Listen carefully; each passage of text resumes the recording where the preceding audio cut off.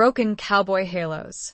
Florence Floryboon had spent years on the run, but when a storm forced her into Ethan Callahan's cabin, she realized she might have just run straight into danger. He watched her from across the fire, his voice rough as the wind outside. "You got nowhere else to go, do you?" he murmured. "Reckon you'll be staying here then." Chapter 1. The storm's unyielding embrace. The wind howled a mournful ballad, a sound Flory had become intimately familiar with over the years. It was the anthem of her life, a constant reminder of the relentless, unforgiving nature of her existence. The sky, once a brilliant, endless blue, had turned a bruised purple, mirroring the ache in her soul. Each gust felt like a ghostly hand pushing her, urging her onward, though she had nowhere left to run. The Texas plains, usually vast and open, felt claustrophobic tonight, the storm closing in like the walls of a prison cell. Rain, sharp and stinging, began to fall, each drop a tiny hammer blow against her worn leather coat. The horse beneath her, a sturdy mare named Dust, shifted nervously, her breath clouding the frigid air. Flory patted the mare's neck, a silent conversation passing between them, a shared understanding of weariness and the desperate need for shelter. They'd been riding for days, ever since she decided that staying wasn't an option. Staying meant facing the ghosts she'd tried so hard to bury. She'd seen the storm brewing on the horizon hours ago, a swirling mass of darkness that promised both destruction and, perhaps, a strange kind of cleansing. Flory had always found a peculiar solace in storms. They mirrored the turmoil inside her, a wild, untamed energy that resonated with the fractured pieces of her heart. But solace wouldn't keep them alive. The landscape was a blur of grays and browns, the mesquite trees twisting like tortured figures in the fading light. Visibility was down to near nothing, the rain and wind conspiring to erase the world around her. Just when she thought Dust might stumble, might give up, she saw a faint, flickering light in the distance. Hope, a dangerous and often deceptive emotion, flickered in her chest. It was a cabin, small and rough-hewn, nestled against a rocky outcrop that offered some protection from the wind. Smoke curled from the chimney, a promise of warmth and, possibly, safety. Or, possibly something far worse. Flory had learned the hard way that not all shelters were havens. Some were traps, disguised with the allure of comfort. She hesitated, her hand resting on the worn handle of the Colt Peacemaker tucked into her waistband. It was a heavy, reassuring weight, a reminder of the constant vigilance she had to maintain. Trust was a luxury she couldn't afford, not anymore. Not after she pushed the thought away, the memory a sharp, agonizing pain. Dust whinnied softly, nudging Flory's leg with her head. The mare was tired, hungry, and cold. And Flory, despite her reservations, knew they couldn't go on. She urged Dust forward, the horse picking her way carefully through the increasingly treacherous terrain. As she drew closer, she could make out more details. The cabin was built of sturdy logs, the gaps chinked with mud and straw. A small, rickety porch ran along the front, and a single window glowed with the warm, inviting light of a fire. There was a corral nearby, empty, which both eased and heightened her anxiety. An empty corral meant no immediate company, but it also meant no witnesses. Flory dismounted, her movements stiff and slow. Years of living on the edge, of sleeping under the stars and riding through all kinds of weather, had taken their toll. She was 48, but she felt older, the weight of her past etched into the lines on her face and the weariness in her eyes. Her once vibrant auburn hair was now streaked with gray, usually hidden beneath a wide-brimmed hat. She tied Dust to a post near the porch, giving the mare a final pat. "Stay here, girl," she murmured, her voice barely audible above the wind. "I'll be back." Taking a deep breath, Flory approached the cabin. The scent of wood smoke and something else, something cooking, reached her nostrils, making her stomach rumble. She hadn't eaten a proper meal in days, relying on jerky and whatever she could scavenge along the way. She raised her hand to knock, then paused. What was she doing? Walking into a stranger's cabin in the middle of a storm? It was reckless, foolish. But the alternative, staying out in the storm, was a death sentence. With a resolve born of desperation, she knocked, the sound loud and sharp in the relative quiet of the porch. The wind snatched the sound away, swallowed it whole. She waited, her hand hovering near her gun, her senses on high alert. The door creaked open, slowly, revealing a sliver of light and the silhouette of a man. He was tall, broad-shouldered, filling the doorway. She couldn't see his face clearly, the shadows obscuring his features, but she could feel his gaze, intense and unwavering. "Evening," he said, his voice a low rumble, rough as the wind outside, but with an undercurrent of something else, caution, perhaps, or maybe even curiosity. It was a voice that had known hardship, a voice that carried the weight of the frontier within its depths. Florrie swallowed, her throat suddenly dry. "Evening," she replied, her voice surprisingly steady. "My horse and we got caught in the storm. I saw your light." He didn't say anything for a long moment, just studied her, his eyes taking in every detail: her worn clothes, her weathered face, the gun at her hip. The silence stretched, thick and heavy, punctuated only by the howling wind and the crackling of the fire inside. Finally, he stepped back, opening the door wider. "Come in," he said, his voice still low, still guarded. "Before you both catch your death." Florrie hesitated for a fraction of a second, her instincts screaming at her to run, to get back on dust and ride away, even into the heart of the storm. But exhaustion and the promise of warmth, however fleeting, won out. She stepped inside, crossing the threshold from the wild, unforgiving night into the unknown depths of the stranger's cabin. The door closed behind her with a heavy thud, shutting out the storm and sealing her fate, whatever it may be. The warmth of the fire hit her like a physical blow, a welcome shock to her chilled bones. She could feel the man's eyes on her, watching her every move. He was a predator, sizing her up, and she was keenly aware she was standing before him completely at his mercy, with the storm having delivered her straight into a cage of his making. And she knew, with a chilling certainty, that this storm was far from over. Chapter 2. Sanctuary in a Stranger's Gaze. The cabin was small, the single room dominated by a large stone fireplace that roared with a welcoming blaze.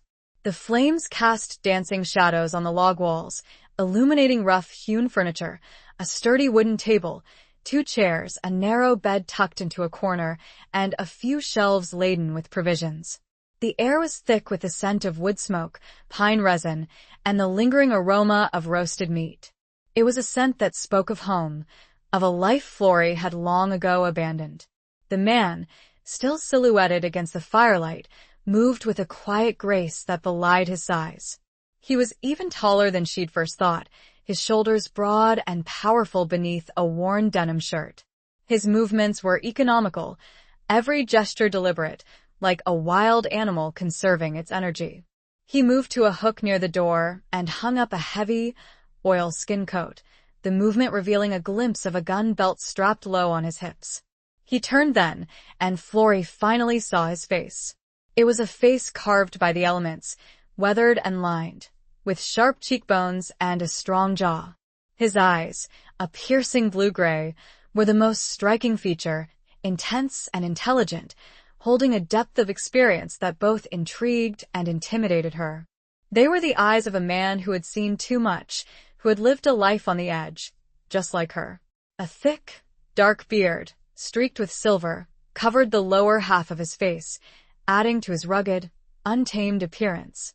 "Ethan Callahan," he said, his voice still that low rumble, extending a hand towards her. His hand was large and calloused, the hand of a man who worked with his hands, who knew the land. Florrie hesitated for a moment, her own hand hovering over the handle of her Colt. Trust didn't come easy, especially not in a place like this.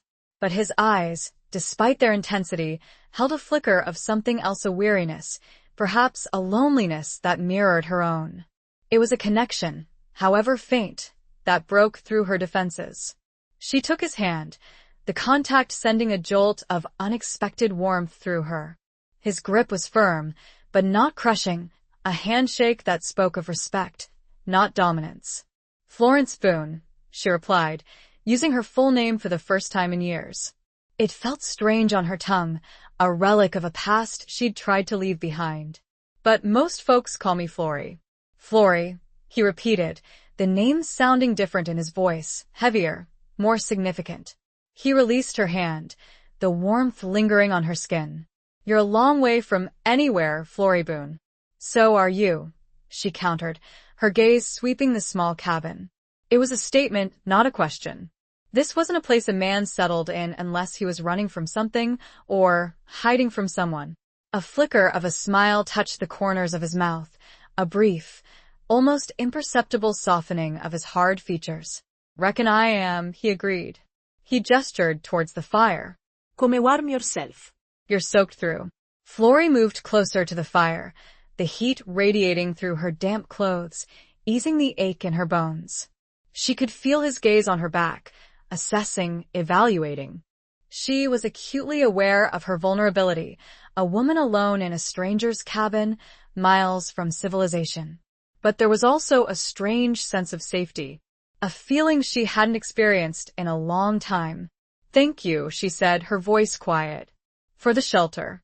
He nodded, his eyes still fixed on her. "Storm's not letting up anytime soon. You'll be staying the night." It wasn't a question, but a statement of fact. The way he was watching her was unnerving, yet she didn't feel entirely threatened. Flory glanced around the cabin again, her eyes lingering on the details. A worn leather-bound book lay on the table, its pages filled with handwritten notes and sketches. A rifle leaned against the wall near the fireplace, within easy reach. A half-finished carving of a hawk sat on one of the shelves, its wings spread in mid-flight. These weren't the possessions of a simple outlaw. They hinted at a depth, a complexity that intrigued her. "You live here alone?" she asked, the question slipping out before she could stop it. He turned away from her, moving towards a pot hanging over the fire. "Mostly," he replied, his voice carefully neutral. "Got a few head of cattle scattered on the range. But they pretty much fend for themselves."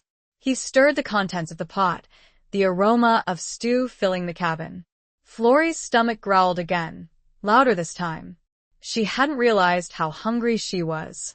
Ethan glanced at her, a hint of amusement in his eyes. "Hungry?" he asked. She nodded, a faint blush warming her cheeks. It was embarrassing, this display of weakness, but she was too tired to pretend otherwise. He ladled some stew into 2 tin bowls, placing one on the table and handing the other to her. "Eat," he said. "We can talk later." Flory took the bowl, the warmth seeping into her cold hands. The stew was thick and hearty, filled with chunks of meat and vegetables. It was the best thing she'd tasted in weeks. She ate slowly, savoring each bite, the silence between them broken only by the crackling of the fire and the howling wind outside. As she ate, she studied him. He sat across from her, his own bowl in his lap, his gaze fixed on the flames. He ate with the same deliberate movements he did everything else, his presence filling the small cabin, a silent, powerful force. She wondered what his story was, what had brought him to this remote place, what secrets he kept hidden behind those piercing blue-gray eyes.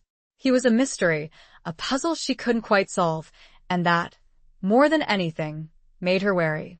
But the stew was warm, the fire was hot, and for the first time in a long while, she felt a flicker of something other than fear. It was a dangerous feeling, a seductive whisper of hope in a world that had taught her to expect only the worst. And yet, as she looked at him, she saw, just maybe, the faintest suggestion of a kindred spirit. She could not yet fully believe it, not after all that life had taught her. Chapter 3. Echoes of a Past Life. The stew warmed her from the inside out, chasing away the lingering chill of the storm. The silence in the cabin, once heavy and tense, now felt almost comfortable. Almost. The underlying tension remained, a subtle awareness of the stranger sitting across from her, a man who was both her savior and a potential threat. Ethan finished his stew before her, setting the empty bowl on the table with a quiet clink. He leaned back in his chair, his gaze shifting from the fire to Florrie, his eyes studying her with that same unsettling intensity. "So," he said, his voice breaking the silence, "what brings a woman like you out here alone, in a storm like this?" Florrie hesitated, her spoon halfway to her mouth. She'd been expecting the question, dreading it. She'd learned to be careful with her words, to reveal only what was necessary, to keep her secrets close. "Running," she said simply, the word tasting like ash in her mouth. It was the truth, but not the whole truth. His eyes narrowed slightly, a flicker of understanding, or perhaps suspicion, crossing his face. "From what?" She looked away, her gaze fixed on the swirling patterns of the fire. "From the past," she said, her voice barely a whisper. It was a vague answer, designed to deflect, to keep him at a distance. He didn't press her, didn't demand more details. He simply nodded, accepting her answer for now. "We all got a past," he said, his voice low and thoughtful. "Some just heavier than others." His words resonated with her, a shared understanding of the burdens they both carried. She wondered what his past held, what demons he battled in the quiet solitude of this cabin. "What about you?" she asked, turning the question back on him. "What are you running from?" A shadow crossed his face, a fleeting glimpse of pain, quickly masked. He looked away, his gaze fixed on the window, where the rain continued to lash against the glass. "Don't reckon I'm running," he said, his voice tight. "Just staying put." It was a lie she knew, a carefully constructed facade, designed to hide the truth. She recognized it because she wore the same mask herself. "Staying put from what?" She pressed, surprising herself with her boldness. She was usually more cautious, more reserved. But something about this man, about this place, was drawing her out, making her take risks she wouldn't normally take. He turned back to her, his eyes meeting hers, a challenge in their depths. "From the future," he said, his voice a low growl. "From the things that ain't happened yet." It was a cryptic answer, unsettling and intriguing. It spoke of a fear, not of what had been, but of what might be. It was a fear she understood all too well. The fear of making the same mistakes, of repeating the same patterns, of losing everything all over again. "The future can be daunting," she said, her voice soft, her gaze holding his. He nodded, a flicker of something akin to vulnerability crossing his face. "It can be a damn sight worse than the past," he said, his voice rough with emotion. "Especially when you know what's coming." She didn't ask him what he meant. She didn't want to know. Some secrets were best left buried, some wounds were too deep to be exposed. The silence returned, but this time it was different. It was a shared silence, a recognition of the unspoken pain they both carried. It was a connection, fragile and tentative, but a connection nonetheless. Florrie finished her stew, setting the empty bowl on the table. She felt a weariness settle over her, a bone-deep exhaustion that went beyond the physical. The storm outside had subsided somewhat, the wind dying down to a low moan, but the storm inside her raged on. Ethan stood up, moving to the fireplace. He added another log to the fire, the flames leaping up, casting dancing shadows on the walls. "You can take the bed," he said, his voice unexpectedly gentle. "I'll sleep by the fire." She looked at the bed, narrow and simple, but inviting. It was the first real bed she'd seen in weeks. The offer was generous, more than she expected. "Thank you," she said, her voice sincere. "But are you sure?" He turned to her, a flicker of a smile touching his lips. Positive, he said. "I'm used to sleeping rough." You ain't. It was true. She was tired of sleeping on the hard ground, of waking up with every muscle aching. She was tired of being on the run, of always looking over her shoulder. She was tired of being alone. She stood up, her legs stiff and sore. She walked over to the bed, running her hand over the rough woolen blanket.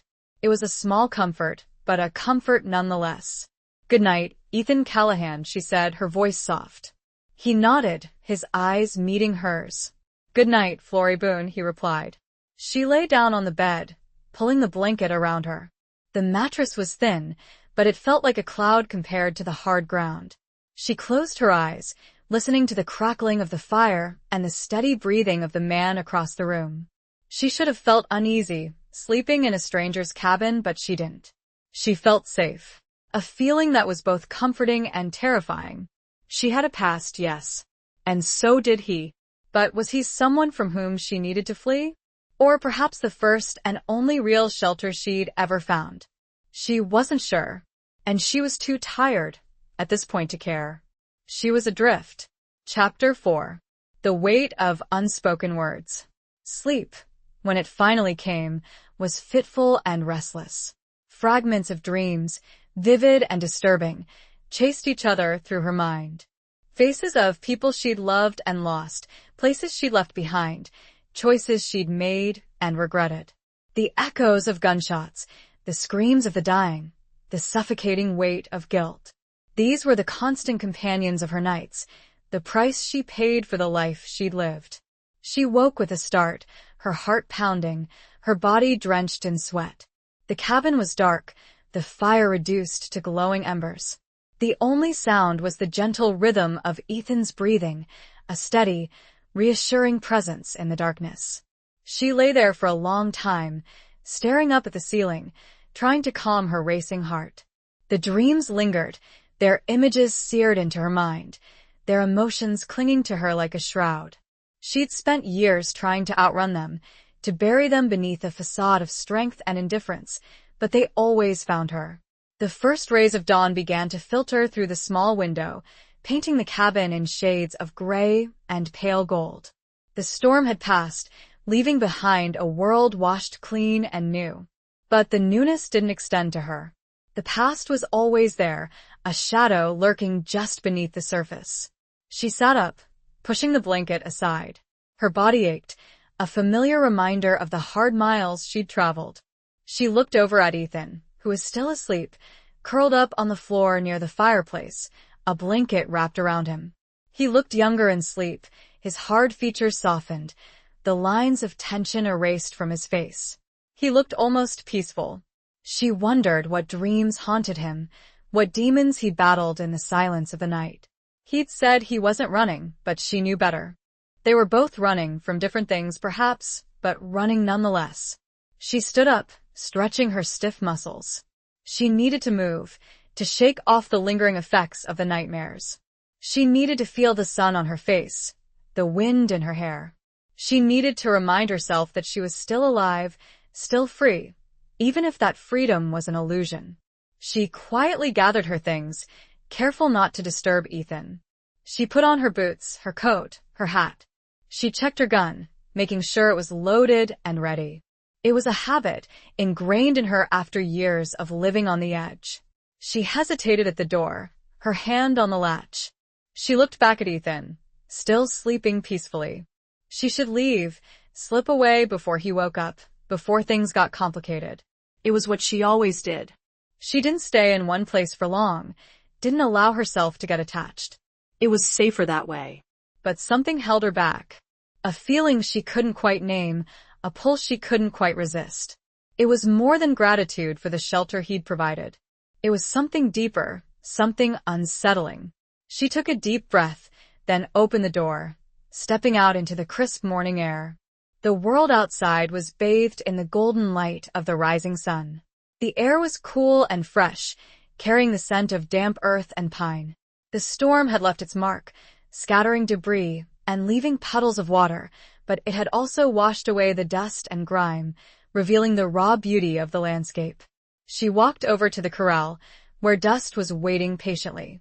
The mare nickered softly, nuzzling Florrie's hand. "Morning, girl," Florrie murmured, stroking the mare's soft nose. "You sleep okay?" Dust whinnied again, as if in answer. Florrie smiled, a genuine smile that reached her eyes. It was a rare occurrence these days. Animals were easier to trust than people. They didn't judge, didn't lie, didn't betray. She checked Dust's hooves, making sure she hadn't picked up any stones during the storm. She tightened the saddle, preparing to leave. She had to keep moving, to stay ahead of the shadows that pursued her. But as she was about to mount, she heard the creak of the cabin door opening. She turned, her hand instinctively moving to her gun. Ethan stood in the doorway, watching her. He was awake now, his eyes clear and alert, the vulnerability of sleep gone, replaced by that familiar intensity. He was dressed in the same clothes as yesterday, his gun belt strapped low on his hips. "Leaving so soon?" he asked, his voice a low rumble. Florrie hesitated, her hand still hovering near her gun. "I didn't want to disturb you," she said, her voice slightly strained. He walked towards her, his movements slow and deliberate. He stopped a few feet away, his gaze holding hers. "You weren't disturbing me," he said. "I was awake." She didn't know what to say. She wasn't used to this directness, this honesty. She was used to lies and deception, to hidden agendas and unspoken threats. "I need to get going," she said, finally breaking the silence. "I have places to be." It was a lie, of course. She had nowhere to be, no destination in mind. She was just running, blindly, hoping to escape the ghosts that haunted her. He nodded, as if he understood. "I figured as much," he said. "But you're welcome to stay. For a while at least." The offer surprised her. It was unexpected, uncharacteristic of the guarded man she'd met yesterday. It was also tempting. The thought of staying, of resting, of not having to look over her shoulder for a few days was incredibly appealing. But she knew she couldn't. She couldn't risk it. She couldn't allow herself to get comfortable, to get attached. It was too dangerous. "Thank you," she said, her voice tight. "But I can't." He didn't argue, didn't try to persuade her. He simply looked at her, his eyes filled with a mixture of understanding and something else. Something she couldn't quite decipher. It looked almost like regret. She mounted dust, turning the mare towards the open plains. She had to go, before she changed her mind, before she gave in to the temptation to stay. "Florrie," he said, his voice stopping her. She looked back at him, her heart pounding in her chest. "Be careful out there," he said, his voice low and earnest. "It's a rough world." She nodded, unable to speak. She urged dust forward, leaving him standing there, watching her go. The weight of his unspoken words, of his unasked questions, settled on her shoulders, heavier than any physical burden. She rode away, toward an uncertain horizon. She was running but was starting to understand. Maybe, just maybe, she was running toward something too. Chapter 5. Scars beneath the surface. The sun climbed higher, burning away the morning mist and revealing the vast expanse of the Texas plains. The landscape, scarred by the storm, mirrored the turmoil within Florrie. Twisted mesquite trees, their branches broken and scattered, stood as silent sentinels, witnesses to the relentless forces of nature and the enduring spirit of those who dared to call this land home. She rode for hours, putting distance between herself and Ethan's cabin, between herself and the unsettling feelings he had stirred within her. She tried to focus on the familiar rhythm of the ride, on the feel of the wind in her hair, on the warmth of the sun on her skin. She tried to push away the memories, the doubts, the questions that gnawed at her. But they wouldn't be silenced. Ethan's words, his gaze, his offer of sanctuary, replayed in her mind, a constant reminder of the choice she'd made. She'd chosen to run, to continue her solitary existence, to cling to the familiar pain of her past rather than risk the unknown pain of the future. She stopped for a brief rest near a small creek, letting dust drink her fill. The water was clear and cold, a welcome respite from the heat. Florrie splashed some on her face, trying to wash away the weariness, the lingering traces of the nightmares. As she sat there, she noticed a small, smooth stone nestled in the mud at the edge of the creek. It was a beautiful stone, a swirling mix of gray and white, with a faint hint of pink. It reminded her of something she couldn't quite place. A memory, perhaps, from a long ago time, a time before the pain, before the running. She picked it up, turning it over in her hand. It felt cool and smooth against her skin, a small, tangible piece of the world, a reminder of the beauty that still existed, even in the midst of the harshness. She closed her eyes, clutching the stone tightly in her hand. She allowed herself, for a brief moment, to remember. To remember the girl she'd once been. The girl who'd believed in love, in hope, in a future that hadn't yet been shattered. She remembered her family, her parents, her younger brother. She remembered their small ranch in Colorado, the rolling hills, the clear mountain air, the scent of wildflowers in the spring. She remembered the laughter, the warmth, the sense of belonging. She remembered the fire, the screams, the smoke, the terror. She remembered the men who'd taken everything from her, the men who'd left her with nothing but scars, both visible and invisible. She remembered the years that followed, the years of wandering, of hiding, of learning to survive. She remembered the people she'd met, the good and the bad, the ones who'd helped her and the ones who'd betrayed her. She remembered the man she'd loved, the man who'd promised her a future that had been stolen from them both. She remembered the day she'd found him, lying in a pool of his own blood, his eyes staring blankly at the sky. The memories crashed over her, a tidal wave of grief and anger and regret.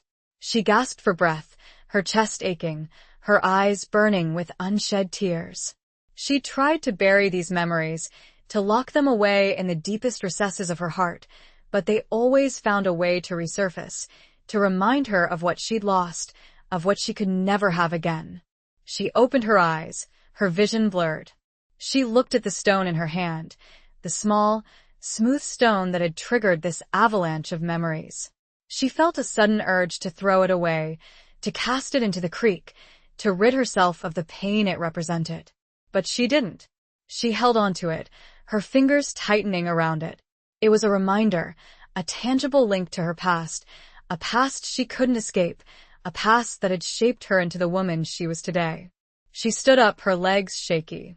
She needed to keep moving, to outrun the memories, to find some semblance of peace, even if it was only temporary. She mounted Dust, urging the mare forward.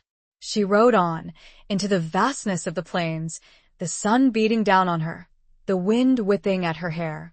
She rode on, carrying the weight of her past, the scars beneath the surface, the unspoken words that lingered in the air. She rode on, not knowing where she was going, but knowing that she had to keep moving, to keep searching for something she couldn't quite define, something she wasn't even sure existed. Maybe it was redemption.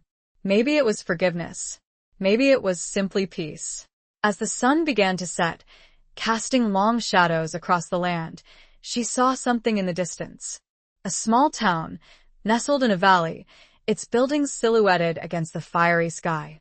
It was a sign, perhaps a destination, a place to rest, to refuel, to what? She didn't know. But she knew she couldn't keep riding forever. She needed to stop, to face the shadows, to confront the ghosts, to find out if there was anything left of the girl she'd once been, the girl who'd believed in a future. The girl, she realized, she was still, secretly, desperately searching for somewhere out there, in the vast, brutal unknown. She had a flicker of recognition of the town, but could not yet place it. Chapter 6. A glimmer of trust in the wild. The town, dusty and weathered, seemed to rise from the plains like a mirage. It was small, even smaller than she'd initially thought, a collection of buildings huddled together as if for protection against the vastness that surrounded them. A single main street, lined with a saloon, a general store, a blacksmith shop, and a few other nondescript establishments, formed the heart of the town. The buildings, mostly made of wood, showed the wear and tear of years of sun and wind, their paint peeling, their porches sagging. As Florrie rode closer, she could see signs of life. Horses tied to hitching posts, smoke curling from chimneys, the faint sound of music and laughter drifting from the saloon. It was a scene that, in another life, might have seemed welcoming, inviting. But to Florrie, it was just another potential threat, another place to be wary, another place to hide. She recognized it now. Silver Creek. She'd passed through here years ago, a brief stop on her endless journey. It hadn't been memorable then, just another dusty town in the middle of nowhere. She wondered if it had changed, if it held any echoes of the past, any reminders of the girl she'd been then. She rode slowly down the main street, her eyes scanning the faces of the people she passed. They were a mix of ranchers, cowboys, miners, and merchants, the usual assortment of frontier folk. They looked at her with a mixture of curiosity and suspicion, sizing her up, wondering who she was and what her business was. She felt their gazes, the weight of their unspoken questions. She was used to it, this constant scrutiny, this feeling of being an outsider, a stranger in a strange land. She'd learned to keep her distance, to trust no one, to rely only on herself. She stopped in front of the general store, dismounting and tying dust to the hitching post. She needed supplies, food and ammunition, enough to keep her going for a few more days. She also needed information, a sense of the town, its people, its undercurrents. The store was dimly lit, the air thick with the scent of dust, leather, and spices. A bell above the door jingled as she entered, announcing her presence. A man stood behind the counter, his face weathered and lined, his eyes shrewd and assessing. He looked like he'd seen it all, the good, the bad, and the ugly of frontier life. "Afternoon," he said, his voice raspy. "What can I do for you?" Florrie approached the counter, her hand resting on the handle of her gun, a habit she couldn't break. "Need some supplies," she said, her voice low. "Flour, beans, coffee, jerky. And some .4570 cartridges." The man nodded, his eyes lingering on her gun. "You planning on staying around, or just passing through?" he asked, his voice carefully neutral. "Passing through," she replied, her voice equally neutral. It was the answer she always gave, the answer that kept her safe, the answer that kept people from asking too many questions. He didn't press her, didn't pry. He simply gathered the supplies she'd requested, placing them on the counter. "Anything else?" he asked. Florrie hesitated. "Information," she said, finally. "About this town. Anything I should know?" The man leaned against the counter, his eyes narrowing slightly. "Silver Creek's a quiet town," he said, his voice low. "Mostly. We got a sheriff, keeps things in order. But we also got some trouble brewing." Florrie's interest piqued. "Trouble?" she asked. "What kind of trouble?" "Outlaws," he said, his voice grim. "Been raiding some of the ranches nearby. Stealing cattle, horses. Causing trouble." Florrie nodded. It was a familiar story, the constant struggle between law and lawlessness, the thin line that separated civilization from chaos. "Sheriff doing anything about it?" she asked. The man shrugged. "He's trying," he said. "But he's outnumbered. And some folks say he ain't as dedicated as he should be." Florrie's suspicions deepened. A corrupt sheriff was nothing new on the frontier. It was often easier to look the other way, to take a bribe, than to risk your life fighting a losing battle. "Anything else?" she asked, her voice quiet. The man hesitated, then leaned closer, his voice dropping to a whisper. "There's talk of a drifter. Been seen around here lately. Asking questions. Stirring things up." Florrie's heart skipped a beat. "A drifter? Asking questions?" "It could be anyone, of course. But what kind of questions?" she asked, her voice carefully controlled. "About the past," he said, his voice even lower. "About things that happened years ago." Florrie felt a chill run down her spine. The past. It was always there, lurking in the shadows, waiting to pounce. "Do you know anything about this drifter?" she asked, struggling to sound casual. The man eyed her cautiously, then shook his head. "Just rumors," he said. "Heard he's staying out at the old Callahan place." Florrie froze. Callahan. The name echoed in her mind, a sudden, unexpected jolt. Ethan Callahan. It couldn't be. Could it? The world felt unsteady. She took a deep breath and paid for her supplies, then left. The sun was setting, but it would be a long time before she could rest. The name had broken something open, and there was only one place she could begin to put the pieces back together. Chapter 7. Shadows of Doubt and Desire. The old Callahan place, as the storekeeper had called it, was even more dilapidated than she remembered Ethan's cabin being. It was a good hour's ride outside of Silver Creek, tucked away in a fold of the hills, almost hidden from view. The main house was a crumbling ruin, its roof caved in, its windows shattered, its walls scarred by fire. A smaller, more intact cabin stood nearby, the one Ethan had likely been using. Smoke curled from its chimney, a sign that he was home. Or at least that someone was. As Florrie approached, she felt a knot of apprehension tighten in her stomach. She hadn't expected to see him again, hadn't wanted to. She'd chosen to leave, to continue her solitary existence, to avoid the complications that came with human connection. But the storekeeper's words, the mention of Ethan's name, had drawn her back, a moth to a flame, despite the danger. She dismounted a short distance from the cabin, tying dust to a tree. She approached on foot, her hand resting on her gun, her senses on high alert. She didn't know what she expected to find, what she hoped to find.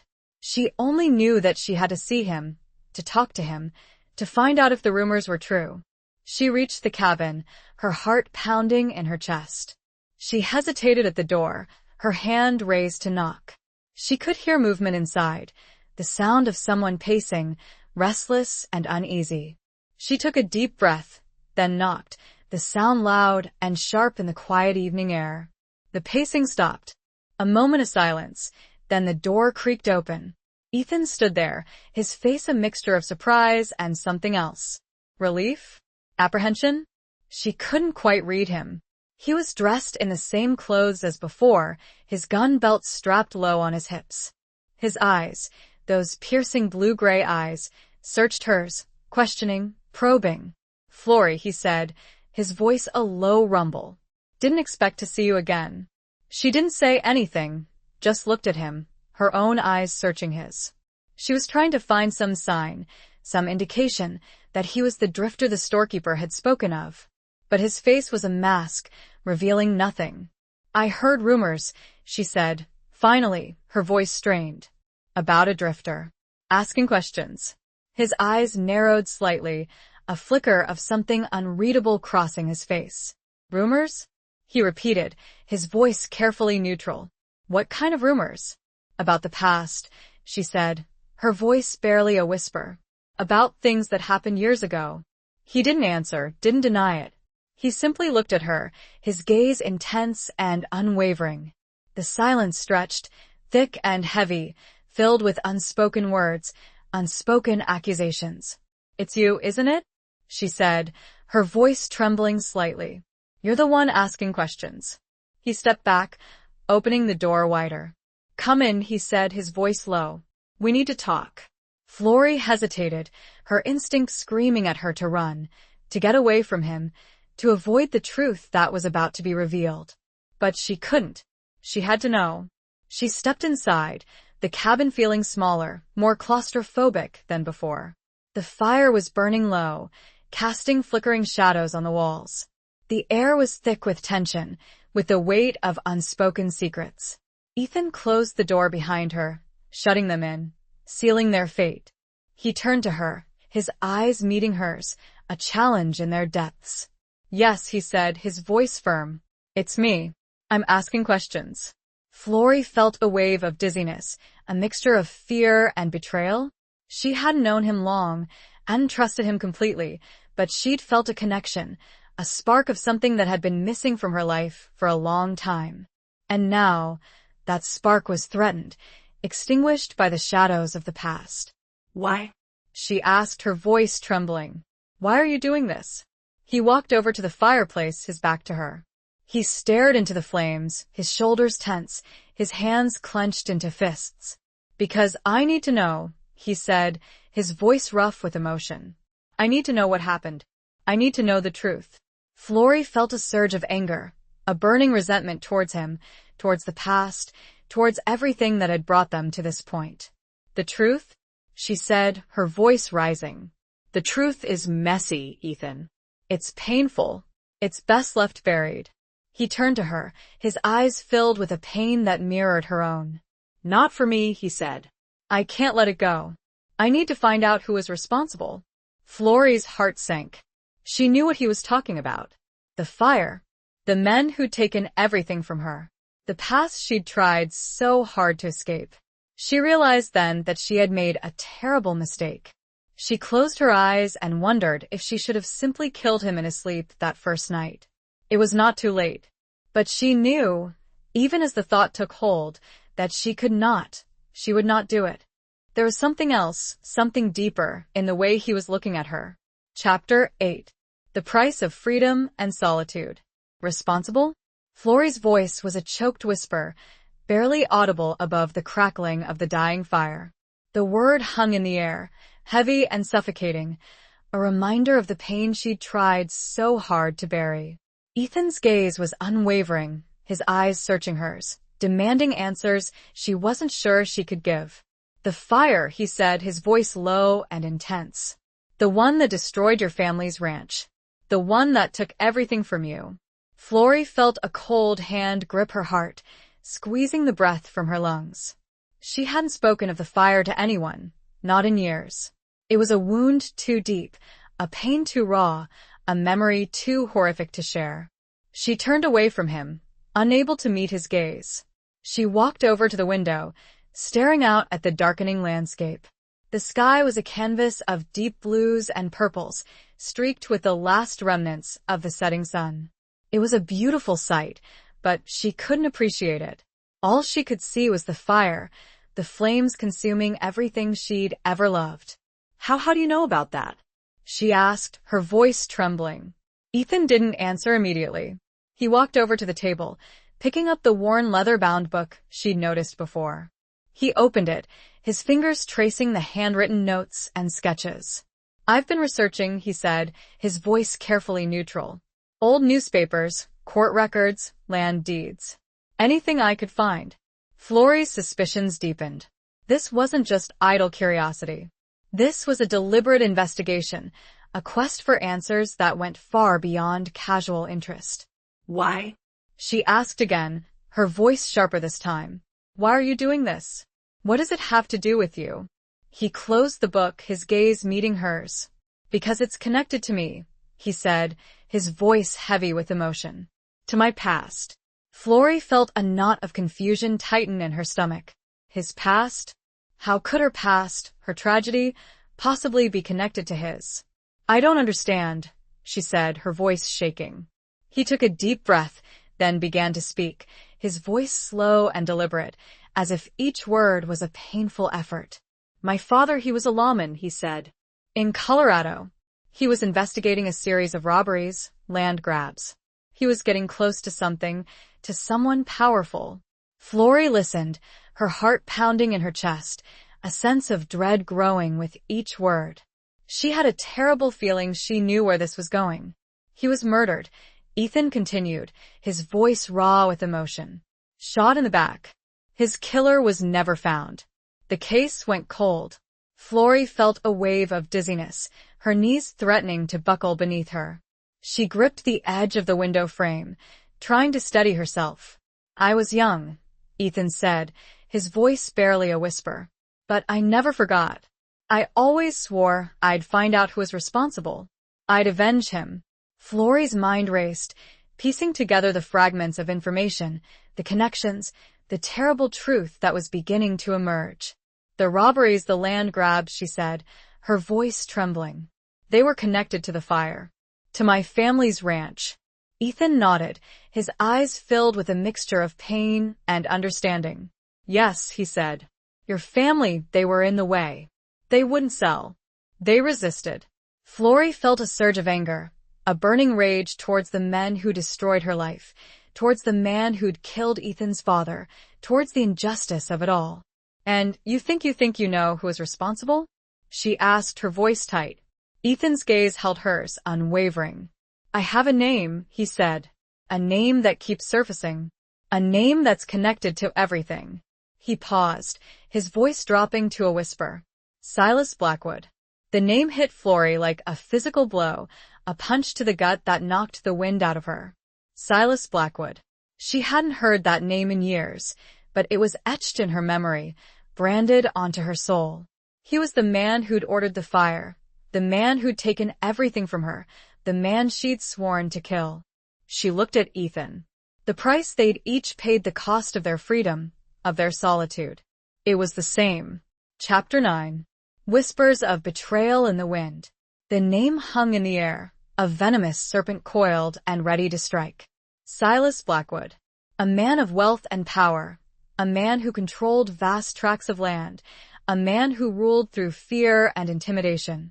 A man who had left a trail of destruction and despair in his wake. Florrie felt a cold rage wash over her, a fury that had been simmering beneath the surface for years, waiting for a spark to ignite it. She tried to forget him, to bury the past, to find some semblance of peace, but his name, spoken aloud, had ripped open the wounds, exposing the raw, festering pain. "Blackwood," she said, her voice a low, guttural growl. "He's still alive?" Ethan nodded, his eyes dark with a shared hatred. "Alive and thriving," he said. "He's expanded his empire. He's untouchable." Florrie's hands clenched into fists, her nails digging into her palms. She dreamed of revenge, of making Blackwood pay for what he'd done, but she'd always known it was a futile fantasy.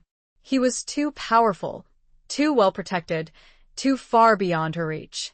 How did you find out?" she asked, her voice trembling with a mixture of anger and hope. The possibility, however faint, of finally getting justice, of finally finding some closure, was a dangerous and seductive thought. Ethan walked over to the table, picking up a small, worn leather pouch. He opened it, pouring the contents onto the table. It was a collection of gold coins, old and tarnished, but still bearing the unmistakable mark of the Blackwood family crest. "These were found near my father's body," he said, his voice tight with emotion. Hidden, as if someone had planted them there. "To frame someone else." Florrie's eyes widened in disbelief. "Framed?" she repeated. "Who?" Ethan hesitated, his gaze meeting hers, a flicker of uncertainty crossing his face. A drifter," he said. "A woman. Known only as Red." Florrie felt a chill run down her spine. Red. It was a nickname, a moniker she'd used years ago, a way to hide her true identity, to protect herself in a dangerous world. "Me," she said, her voice barely a whisper. "They tried to frame me." Ethan nodded, his eyes filled with a mixture of understanding and regret. He'd been hunting her, believing her to be his father's killer, and now he was faced with the truth, a truth that was far more complicated, far more painful than he'd ever imagined. I didn't know," he said, his voice rough with emotion. "I just followed the trail. The evidence. It led me here." Florrie looked at him, her anger fading, replaced by a weary sadness. They were both victims, pawns in a game of power and greed, manipulated by a man who cared nothing for human life. "Blackwood," she said, her voice filled with a bitter resolve. "He set us up. He used us to cover his tracks." Ethan nodded, his eyes burning with a renewed determination. "He's not going to get away with it," he said. "Not this time. We're going to expose him. We're going to make him pay." Florrie felt a surge of something she hadn't felt in years. Hope. A fragile, tentative hope, but hope nonetheless. The possibility of working together, of joining forces, of finally bringing Blackwood to justice, was a powerful incentive, a reason to fight, a reason to live.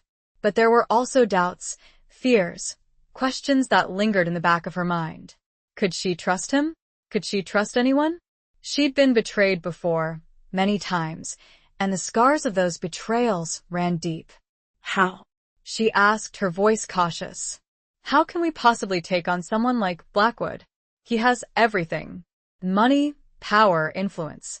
Ethan walked over to the window, staring out at the night sky. The moon was full, casting a pale, ethereal glow over the landscape. It was a beautiful sight, a stark contrast to the darkness that surrounded them. "We have something he doesn't have," Ethan said, his voice low and determined. "We have the truth. And we have each other."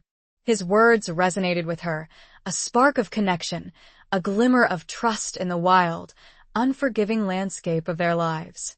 But trust was a dangerous thing, a fragile commodity, easily broken, easily betrayed. She looked at him, her eyes searching his. She saw the pain, the anger, the determination, but she also saw something else, of vulnerability, a loneliness, a need for connection that mirrored her own. Perhaps she needed to take that risk. The alternative was a bitter and unforgiving loneliness, a future of running with no direction and no purpose. Chapter 10. A bond forged in the crucible. The decision, when it came, was not a sudden, impulsive one. It was a slow, gradual dawning, a recognition of the inevitable. Florrie had spent years running, hiding, avoiding any kind of meaningful connection. She'd built walls around her heart, protecting herself from the pain of loss, the sting of betrayal. But Ethan, with his shared pain, his shared quest for justice, had chipped away at those walls, revealing a vulnerability, a need for companionship that she'd tried so hard to suppress. They spent the rest of the night talking, sharing their stories, their fears, their hopes. They spoke of the past, of the events that had shaped their lives, of the people they'd lost, of the dreams they'd abandoned. They spoke of Blackwood, of his crimes, of his power, of the challenges they faced in bringing him to justice. They spoke of their doubts, their fears, their uncertainties. They acknowledged the risks, the dangers, the possibility of failure. They knew that they were embarking on a perilous journey, a journey that could cost them everything. But they also spoke of their determination, their resolve, their shared desire for revenge, for justice, for peace. They found strength in each other, a sense of purpose, a reason to keep fighting, a reason to believe that, maybe, just maybe, they could make a difference. As the first rays of dawn filtered through the window, painting the cabin in shades of gray and pale gold, Florrie felt a shift within her, a subtle but profound change. The walls around her heart, weakened by Ethan's presence, had begun to crumble, revealing a longing for connection, a yearning for companionship that she'd thought long dead. She looked at Ethan, asleep in his chair near the fireplace.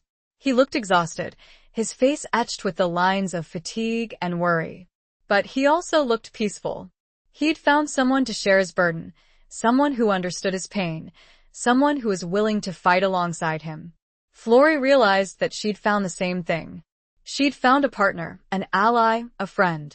She'd found someone she could trust, someone she could rely on, someone who wouldn't judge her, wouldn't betray her. It was a terrifying thought, this vulnerability, this dependence on another human being. It went against everything she'd learned, everything she'd believed, everything she'd done to survive. But it was also liberating. It was a release from the burden of solitude, a freedom from the shackles of fear, a chance to finally embrace the possibility of a different future. She stood up, stretching her stiff muscles. She walked over to the fireplace, adding a few logs to the embers. The flames leaped up, casting a warm glow over the cabin. She looked at Ethan again, a flicker of something akin to tenderness crossing her face. She hadn't allowed herself to feel such emotions in years, hadn't dared to let anyone get close enough to hurt her. But Ethan was different. He was family. A family forged not by blood, but by shared pain, shared loss, shared purpose. She quietly gathered her things, preparing to leave. They had a long journey ahead of them, a difficult task to accomplish. They needed to be prepared, both physically and mentally. As she was about to leave, Ethan stirred, his eyes opening slowly. He looked at her, a question in his gaze. "Where are you going?" he asked, his voice still rough with sleep. "To get supplies," she said. "And to gather information. We need to know more about Blackwood. His movements, his allies, his weaknesses." He nodded, understanding. "Be careful," he said. "He's a dangerous man." "I know," she said. "But so are we." She smiled, a genuine smile, a smile that reached her eyes. It was a smile that spoke of confidence, of determination, of a newfound hope. She stepped outside, into the crisp morning air.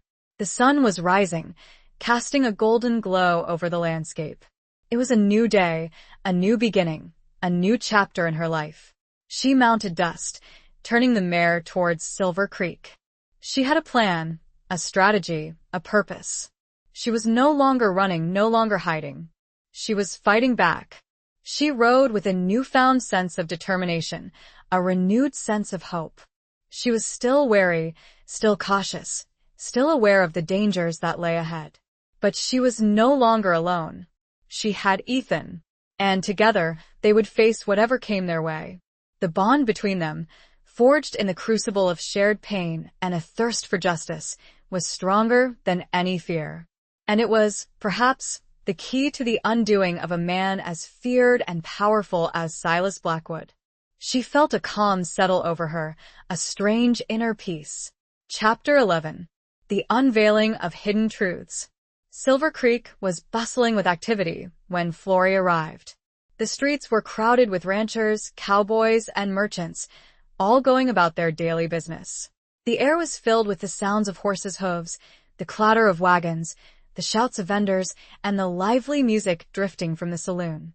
Florrie rode slowly through the town, her eyes scanning the faces of the people she passed. She was looking for information, for clues, for anything that might help her and Ethan in their quest to bring Blackwood to justice. She stopped at the general store, the same store she'd visited the day before. The storekeeper, whose name she learned was Jedediah, greeted her with a cautious nod. He remembered her questions, remembered the rumors she'd heard. "Back again?" he asked, his voice low. "Need more supplies," she said, her voice equally low. "And more information." Jedediah leaned against the counter, his eyes shrewd and assessing. "What kind of information?" "About Blackwood," she said. "His movements, his allies, his weaknesses." Jedediah hesitated, his gaze flickering around the store, making sure they weren't being overheard. "Blackwood's a powerful man," he said. "Dangerous. People are afraid to talk about him." "I'm not afraid," Florrie said, her voice firm. "And I'm not asking anyone to risk their lives. Just tell me what you know."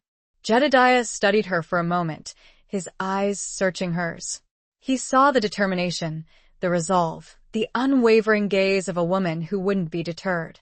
"He's been spending a lot of time at the Diamondback Ranch," he said, finally, his voice barely a whisper. "It's his headquarters. Heavily guarded. Fortified." Florrie nodded. It was what she'd expected. Blackwood wouldn't make it easy. "Anyone working for him? Anyone I should be wary of?" she asked. Jedediah hesitated again, then leaned closer, his voice dropping even lower. "The sheriff," he said. "Sheriff Thompson. He's in Blackwood's pocket. Bought and paid for." Florrie's suspicions were confirmed. A corrupt sheriff was a major obstacle, a threat that would have to be dealt with. "Anyone else?" she asked. Jedediah thought for a moment, then shook his head. "Not that I know of," he said. "But Blackwood has a way of persuading people. Money, threats, intimidation. He gets what he wants." Florrie nodded, her mind racing, piecing together the information, formulating a plan. "Thank you, Jedediah," she said. "You've been helpful." She paid for her supplies, then left the store, her mind already working on the next step. She needed to find a way to get close to Blackwood, to gather evidence, to expose his crimes. But how? As she was walking towards Dust, she saw a familiar figure standing near the saloon.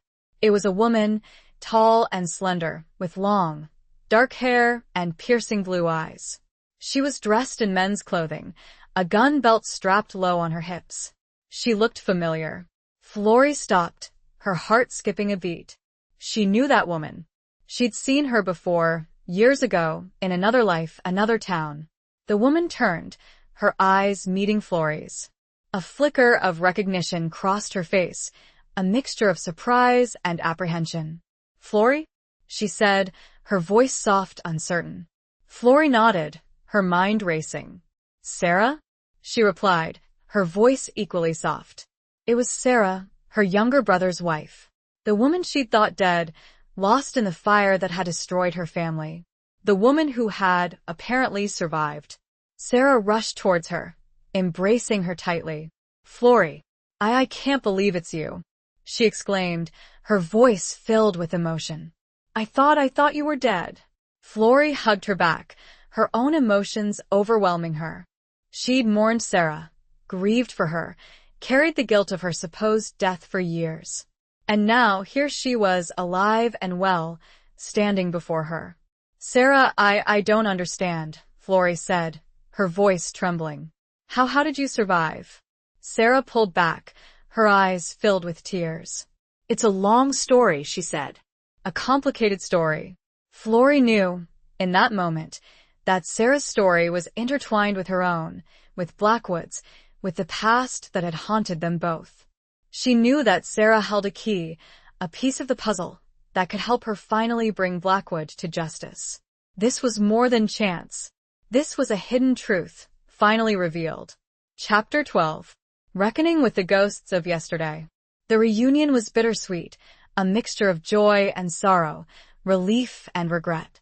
Florrie and Sarah found a quiet corner in the saloon, away from the prying eyes and ears of the other patrons. They sat at a small table, their hands clasped tightly together, their eyes searching each other's faces, trying to bridge the gap of years, of loss, of unspoken pain. I thought you were dead, Florrie said, her voice choked with emotion. I saw the fire, I saw everything. Sarah nodded, her eyes filled with tears. I know, she said. I barely escaped. I was injured. Burned.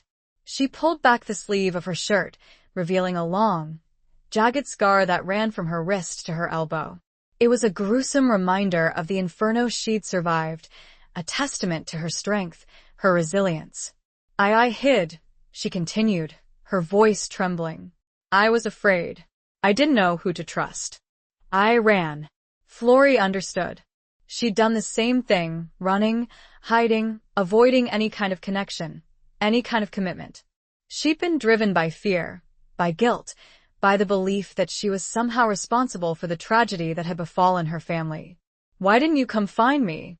Florrie asked, her voice filled with a mixture of hurt and confusion. I would have helped you. Sarah looked away, her gaze fixed on the floor. I couldn't, she said. I was afraid. I thought you might blame me. Florrie's heart ached. She realized, with a pang of guilt, that she had blamed Sarah, subconsciously, for surviving when her brother hadn't. She'd resented her, envied her, even hated her, for escaping the fate that had claimed her family. I'm sorry, Florrie said, her voice barely a whisper. I was wrong. I was blinded by grief. Sarah looked up, her eyes meeting Florrie's. It's okay, she said. I understand. I blame myself, too, for not being able to save him. They sat in silence for a moment, their shared grief, their shared guilt, a heavy weight between them. But there was also a sense of relief, of release, of finally being able to confront the past, to acknowledge the pain, to begin the process of healing. What happened? Florrie asked, finally breaking the silence. What do you remember? Sarah took a deep breath, then began to speak, her voice slow and deliberate, as if each word was a painful effort. I remember the smoke, she said. The heat. The screams. I remember running. Trying to find your brother. But it was too late. She paused, her voice trembling. I saw them, she continued. The men who did it. I saw Blackwood. He was giving orders. Laughing.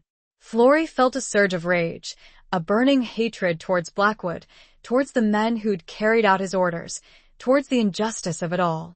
I escaped, Sarah said. I hid in the woods. I was found by a group of travelers. They helped me, took me to another town. Far away. And you've been hiding ever since? Florrie asked. Sarah nodded. I changed my name, she said. I tried to forget, to start over. But I couldn't. The past had always followed me.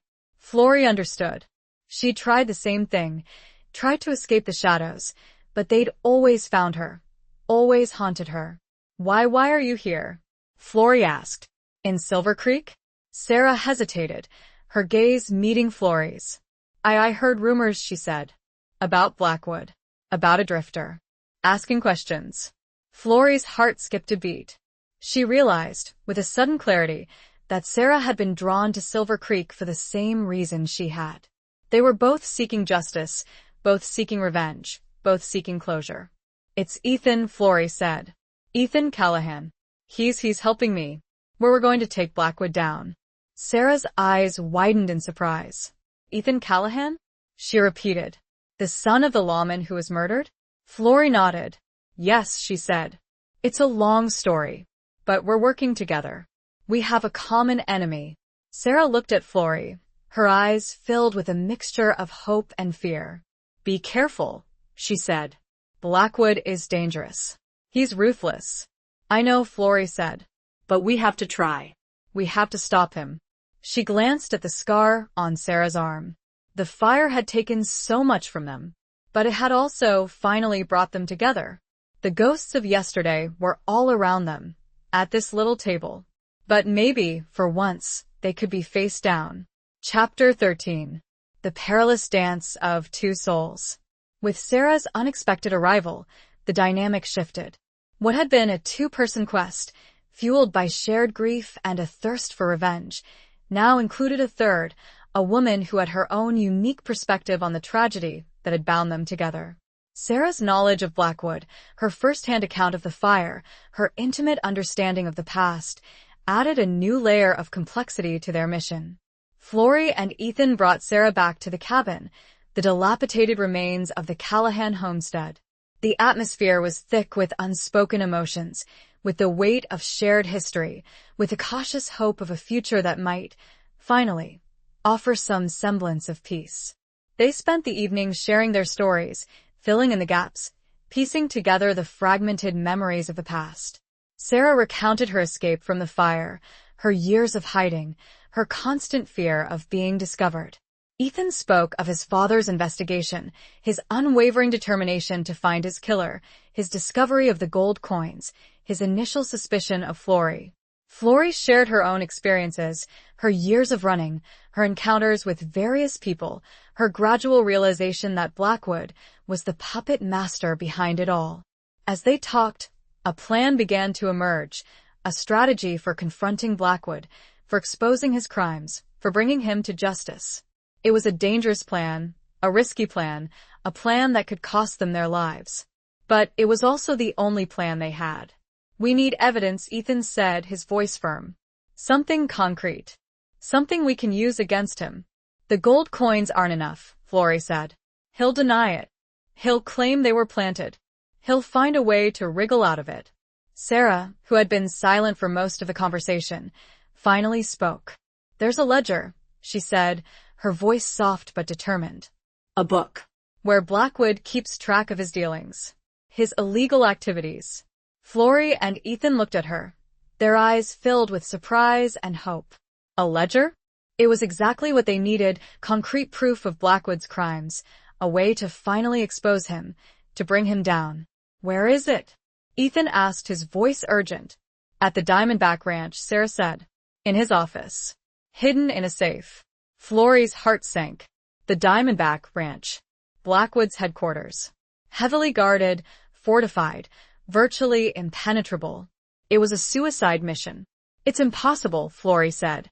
"We'll never get in there. We'll be killed." Ethan looked at her, his eyes filled with a fierce determination. "We have to try," he said. "It's our only chance. We have to find a way." They spent the next few days planning, strategizing, preparing. They studied the layout of the Diamondback Ranch, using Sarah's memory and Ethan's knowledge of the surrounding terrain. They gathered supplies, weapons, ammunition. They practiced their moves, rehearsed their roles, anticipated every possible scenario. They also grew closer, the three of them, bound together by their shared mission, their shared pain, their shared hope. They were a team, a family, forged in the crucible of adversity, united by a common purpose. Florrie and Ethan's relationship, in particular, deepened. The initial suspicion, the guarded distance, had melted away, replaced by a growing trust, a mutual respect, a burgeoning affection. They found comfort in each other's presence, strength in each other's support, solace in each other's company. They danced around their feelings, hesitant to express them, afraid to acknowledge them, aware of the dangers that lay ahead, aware of the possibility that they might not survive. But the feelings were there, undeniable, growing stronger with each passing day. A stolen glance, a lingering touch, a shared smile, a whispered word of encouragement, these were the small gestures, the subtle expressions of a love that was blooming in the midst of danger, a love that was both terrifying and exhilarating. They knew that their mission came first, that their personal feelings had to be put aside, that their focus had to be on Blackwood, on justice, on survival. But they also knew that their connection, their bond, was a source of strength, a reason to keep fighting, a reason to believe that, Even in the darkest of times, there was still hope for a brighter future. It was a perilous dance, this delicate balance between duty and desire, between survival and surrender. But it was a dance they were willing to undertake, a risk they were willing to take, for the sake of justice, for the sake of each other, for the sake of a future that might, finally, be free from the shadows of the past. Chapter 14. A haven shattered by revelation. The plan was audacious, bordering on suicidal. Infiltrate the Diamondback Ranch, locate Blackwood's office, retrieve the ledger, and escape undetected.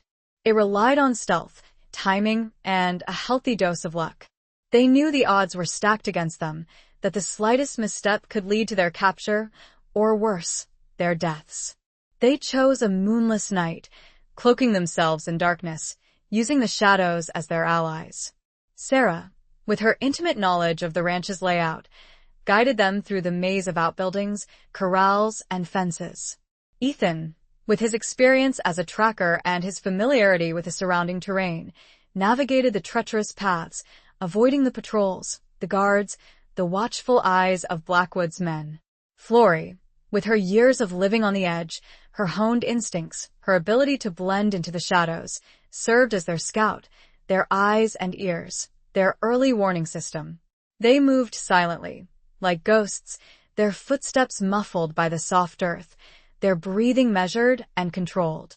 The tension was palpable, a thick, suffocating presence that hung in the air, a constant reminder of the danger that surrounded them. They reached the main house, a sprawling, two-story structure that exuded power and wealth.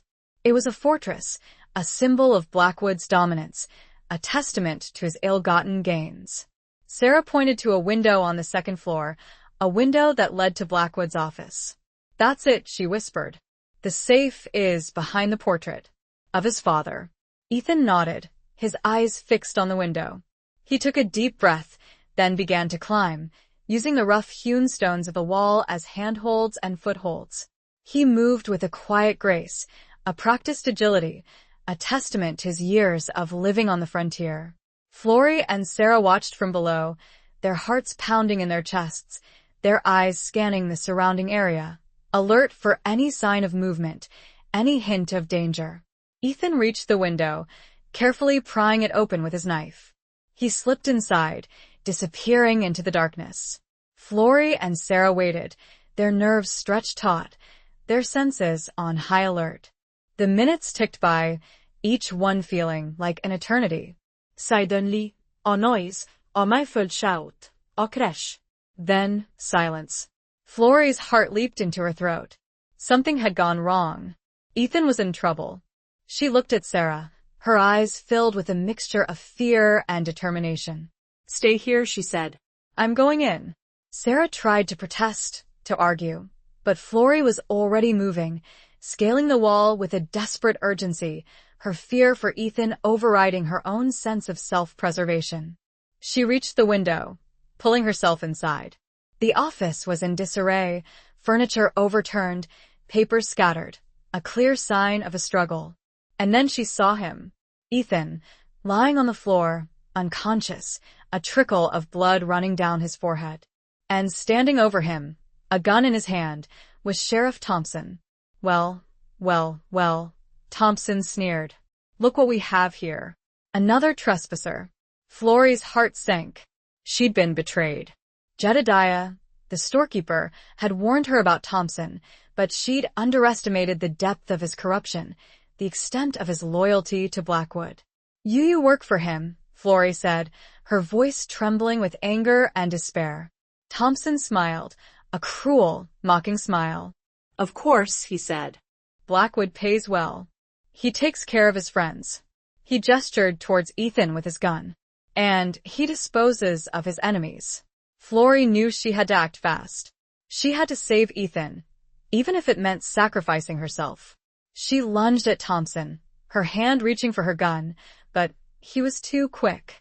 He fired, the bullet grazing her arm, sending a searing pain through her body. She stumbled back, clutching her arm, her vision blurring. She knew she was losing, that she was outmatched, that she was about to die. But as Thompson raised to gun the killing blow, a shot rang out, not from Florey's weapon. The sheriff staggered. An expression of shock contorted his features. He fumbled, dropping his gun, as another figure emerged from the shadows. It was Sarah, and her hand held a smoking pistol. Their haven, this fragile plan, had just been shattered by the revelation of the depth of Blackwood's reach. Chapter 15. The Long Road to Redemption. The scene unfolded in a tableau of chaos and violence. Sheriff Thompson crumpled to the floor, a crimson stain spreading across his chest. Sarah stood over him, her hand still clutching the smoking pistol, her face a mask of shock and grim satisfaction. She'd saved Florey, saved Ethan, but at a terrible cost. She'd taken a life, crossed a line, entered a world of darkness and violence that she'd spent years trying to escape. Florey, despite the searing pain in her arm, rushed to Ethan's side. He was still unconscious, his breathing shallow and uneven. She gently touched his face, her fingers tracing the contours of his cheek, her heart aching with fear and love. She couldn't lose him, not now, not after everything they'd been through. "Ethan," she whispered, her voice trembling. "Ethan, please wake up." He stirred, his eyelids fluttering open. He looked at her, his eyes dazed and confused. "Florey?" he mumbled, his voice weak. What happened?" "It's okay," she said, her voice soothing. "You're safe. Sarah, she saved us." Ethan looked past her, his eyes widening in surprise as he saw Sarah standing over Thompson's body. "Sarah?" he said, his voice incredulous. "You shot him?" Sarah nodded, her eyes filled with tears. "I had to," she said, her voice trembling. "He was going to kill you." Ethan struggled to sit up, his hand reaching for his head. I don't understand," he said. How did he know we were here?" Florey looked at Sarah, her eyes filled with suspicion. "He knew," she said. "He was waiting for us. Someone must have tipped him off." Sarah's face paled. She looked from Florey to Ethan, her eyes filled with a mixture of fear and guilt. It wasn't me," she said, her voice barely a whisper. "I swear I didn't betray you." Florey wanted to believe her, wanted to trust her, but the doubts lingered, the seeds of suspicion planted by Thompson's presence, by the ease with which he'd found them. "Then who?" Ethan asked, his voice weak but insistent. "Who knew about our plan?" The answer, when it came, was a devastating blow, a revelation that shattered their fragile trust, their newfound hope, their carefully constructed plan. It was Jedediah, the storekeeper, the man who'd provided them with supplies, with information, with seemingly helpful advice. He'd been playing them all along, feeding them false leads, manipulating them, setting them up for a trap. Florey remembered his words, his cautious demeanor, his seemingly genuine concern. He'd been too helpful, too eager to provide information, too willing to point them in Blackwood's direction.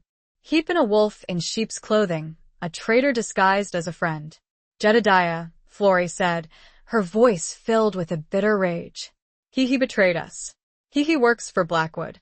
Ethan closed his eyes, his face etched with pain and disappointment.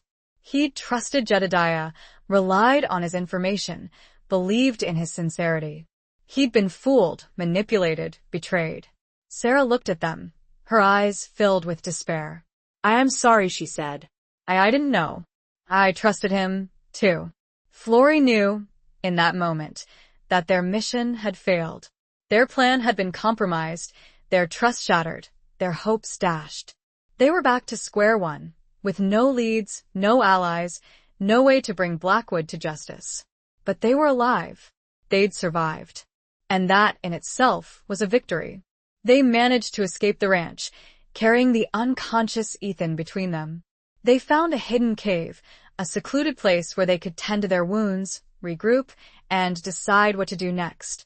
The road to redemption, to justice, to peace, seemed longer than ever, fraught with danger, uncertainty, and betrayal. But they were still together, still fighting, still clinging to the faint hope that, somehow, someway, they would find a way to overcome the odds, to defeat Blackwood, to finally find the peace they so desperately sought. The betrayal cut deep, but it also ignited a renewed fire within them, a fierce determination to not let Blackwood win. Chapter 16. The Heart's Uncharted Territory. The cave was a cold, damp, and unwelcoming sanctuary. It offered shelter from the elements, protection from prying eyes, but it did little to ease the emotional turmoil that raged within them. The betrayal by Jedediah had shaken them to their core, undermining their trust, shattering their confidence, leaving them vulnerable and exposed. Ethan, once he regained full consciousness, was consumed by guilt and self-recrimination. He blamed himself for their failure, for trusting Jedediah, for putting Flory and Sarah in danger. He paced the cave restlessly, his injured head throbbing, his mind racing, his heart heavy with remorse. "I should have known," he said, his voice filled with self-loathing. "I should have seen it coming. I was a fool." Flory, despite her own pain and disappointment, tried to comfort him. She knew that his guilt was misplaced, that he was not to blame, that they had all been deceived by Jedediah's cunning and duplicity. "It's not your fault," she said, her voice gentle but firm. "We were all fooled. He was good. He played his part perfectly."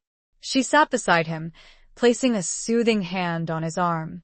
Her touch, warm and reassuring, sent a jolt of electricity through him, a reminder of the connection they shared, the bond that had grown between them, the love that had blossomed in the midst of danger and despair. He looked at her, his eyes filled with a mixture of pain, gratitude, and something else.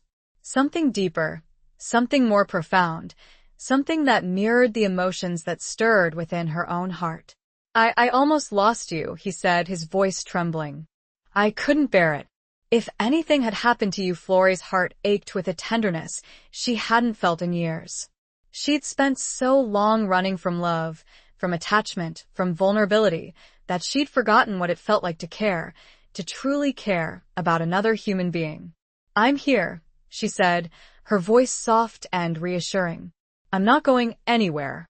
We're in this together." He reached for her hand, his fingers intertwining with hers. His grip was firm, but gentle, a silent expression of his gratitude, his affection, his need for her presence, her support, her love. They sat in silence for a moment, their hands clasped tightly together, their eyes locked in a gaze that spoke volumes, a gaze that conveyed the unspoken emotions that flowed between them. "I love you, Flory," he said, finally, his voice barely a whisper, but filled with a sincerity that resonated deep within her soul. The words, simple and heartfelt, hung in the air, a fragile bridge between their hearts, a testament to the bond that had grown between them, a promise of a future that might, finally, be filled with love, with peace, with happiness. Flory's heart soared, a wave of emotion washing over her, a mixture of joy, relief, and fear. She'd longed to hear those words, yearned for that connection, but she'd also been terrified of it, afraid of the vulnerability, afraid of the pain that love could bring. "I love you, too, Ethan," she said, her voice trembling, but filled with a conviction that surprised even herself. He leaned in, his lips brushing against hers, a tentative, hesitant kiss that quickly deepened, becoming more passionate, more urgent, a release of all the pent-up emotions, all the unspoken desires, all the fears and hopes that had bound them together. The kiss was a revelation, a confirmation, a promise. It was a moment of pure, unadulterated love, a beacon of hope in the darkness that surrounded them, a testament to the resilience of the human heart. They knew that their journey was far from over, that they still faced immense challenges, that their future was uncertain. But in that moment, in that cave, in each other's arms, they found a solace, a comfort, a strength that they had never known before. They had found each other, and that, they realized, was all that mattered. The heart's uncharted territory, the vast expanse of love and vulnerability, was terrifying and exhilarating all at once. But they were ready to explore it, together, no matter where it might lead. The love that had declared itself was a weapon, a shield, and the most precious thing of all. Chapter 17. Flames of passion and fear. The kiss lingered, a sweet, tender promise that echoed in the stillness of a cave. They held each other close, finding solace in the warmth of their embrace, drawing strength from their newfound love. The world outside, with its dangers and uncertainties, seemed to fade away, replaced by the intimate space they had created, a haven of shared emotions, a sanctuary of whispered confessions. But the reality of their situation, the weight of their mission, the threat of Blackwood, soon intruded upon their newfound bliss. They knew they couldn't stay hidden in the cave forever, that they had to face their challenges, that they had to find a way to overcome the odds, to bring Blackwood to justice. We can't give up," Ethan said, his voice firm, his eyes filled with a renewed determination. "We have to keep fighting. For ourselves. For Sarah. For everyone who's suffered at Blackwood's hands." Florrie nodded, her own resolve strengthened by his words, by his unwavering commitment to their cause. "I know," she said. "But how? We've lost our advantage. Blackwood knows we're after him. He'll be even more careful. Even more dangerous." They pondered their options, brainstorming ideas, discarding plans that seemed too risky, too impractical, too likely to fail. They were running out of time, running out of resources, running out of hope. It was Sarah, still grappling with the guilt of shooting Thompson, who offered a glimmer of a solution. She'd been quiet, withdrawn, lost in her own thoughts, her own remorse, but she'd also been listening, observing, analyzing. "There's a woman," she said, her voice hesitant, but filled with a newfound determination. "A saloon singer, named Lila. She works at the Golden Nugget, in Silver Creek. She's close to Blackwood. She might know something that could help us." Florrie and Ethan looked at her, their eyes filled with surprise and cautious optimism. A saloon singer? It was a long shot, a desperate gamble, but it was also the only lead they had. "Do you trust her?" Florrie asked, her voice filled with concern. Sarah hesitated, her gaze flickering between Florrie and Ethan. "I don't know," she said. "But I think she's unhappy. She's trapped. Like I was. Maybe she'll be willing to help." It was a risk, a dangerous gamble, but it was a risk they were willing to take. They had nothing to lose, everything to gain. They decided to return to Silver Creek, to seek out Lila, to try to gain her trust, to see if she could provide them with the information they needed to bring Blackwood down. As they prepared to leave the cave, under the cloak of darkness, a renewed sense of urgency filled them. They knew that time was running out, that Blackwood was likely searching for them, that their every move was fraught with peril. But they also felt a renewed sense of hope, a rekindled flame of passion and determination, fueled by their love for each other, by their commitment to justice, by their unwavering belief in the possibility of a better future. They rode through the night, their horses' hooves pounding the earth, their hearts beating in unison, their minds focused on their mission, their souls intertwined. The flames of passion and fear burned brightly within them, a volatile mixture of emotions that propelled them forward, driving them towards their destiny, towards a confrontation with Blackwood that would determine not only their fate, but the fate of everyone who had suffered under his reign of terror. They were ready, or at least as ready as they could ever be. The saloon singer was an unknown quantity, but she was, at this juncture, their best, and perhaps their only chance to make amends, and deliver justice. Chapter 18. The Unbreakable Ties That Bind. The Golden Nugget Saloon was a cacophony of noise and activity. The air was thick with the smell of whiskey, sweat, and cheap perfume. Laughter, shouts, and the clinking of glasses mingled with the raucous music of a piano player, creating a chaotic atmosphere that was both exhilarating and unsettling. Florrie, Ethan, and Sarah entered cautiously, their senses on high alert. They were strangers in a strange land, outsiders in a world of secrets and lies. They knew that they were walking into a lion's den, that Blackwood's influence permeated every corner of Silver Creek, that danger lurked in every shadow. They found a table in a dimly lit corner, away from the prying eyes of the other patrons. They ordered drinks, pretending to relax, to blend in, but their eyes were constantly scanning the room, searching for Lila, assessing the threats, planning their escape route. It wasn't long before Lila appeared on stage, a vision of beauty and allure. She was a striking woman, with long, flowing dark hair, sparkling blue eyes, and a voice that was both sultry and powerful. She captivated the audience with her songs, her movements, her charisma.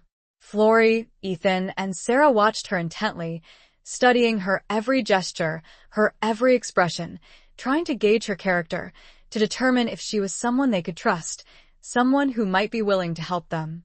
As Lila finished her set, she made her way through the crowd, stopping at various tables, chatting with patrons, accepting drinks, exchanging flirtatious banter. She was a master of her craft, a performer who knew how to work the room, to manipulate her audience, to get what she wanted. She finally approached their table, her eyes lingering on Ethan, a flicker of interest, or perhaps curiosity, crossing her face.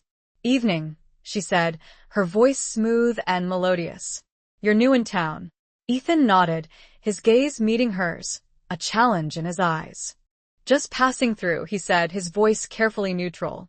Lila smiled, a knowing smile, a smile that suggested she didn't believe him for a second. "I don't think so," she said. "I think you're here for a reason." Florrie and Sarah exchanged glances, their hearts pounding in their chests. Lila was perceptive, sharp, dangerous. She was either an ally or an enemy, and they had to figure out which, quickly. "We heard you sing," Florrie said, her voice calm and steady. "You have a beautiful voice." Lila's smile widened, a hint of genuine pleasure crossing her face. "Thank you," she said. "I appreciate that."